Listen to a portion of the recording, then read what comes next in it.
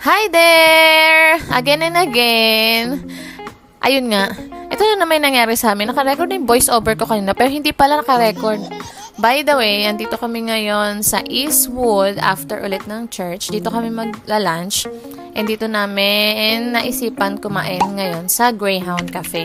Iniisip namin kung nakakain na ba kami before sa ibang Greyhound branch. Pero hindi ko matandaan. Parang doon sa UP Town Center. Pero, ayun, basta. And then, ayan, namimili kami ng food. Thai food with a twist nga ang kanilang nakalagay sa menu. Recently, parang nabebetan namin ang mga Thai food. Parang masasarap. Ito yung mga napili nilang juice. Ito yung watermelon shake, milk tea, Thai milk tea. And ito, parang iced tea lang dapat siya kaso hindi bet nung anak ko dahil medyo mataas yung lasa ng tsaa. Yung food niya ay chicken. Masarap to guys.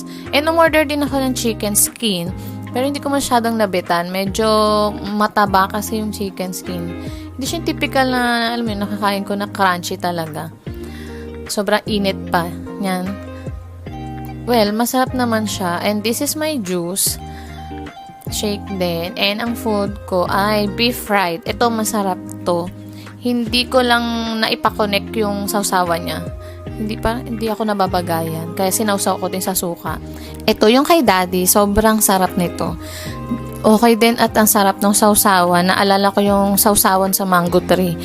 At ang sarap ng pagkakaluto dito sa barbecue. Nakikain nga ako niyan eh. Ito naman yung dessert nila. Chocolate overload to. And ito yung sa akin, fruits. Fruit siya, kaya as usual maasim. And this is the best. Sobrang sarap talaga nito. Ewan ko ba? Akala ko kung ano, yung typical na saging. Pero ewan ko, sarap. Ay nako, ito yung isang babalikan ko talaga dito. And of course, after namin mag-lunch, mag-grocery kami ulit. Good for 1 week grocery. Stock sa bahay again and again. So, ayan, namimili kami ngayon.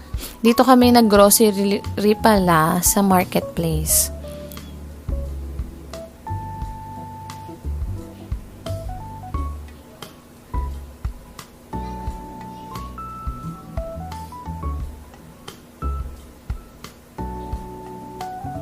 Ayan, ang kanilang favorite. Siyempre, ang favorite ng mga bata ay ang gummy bears.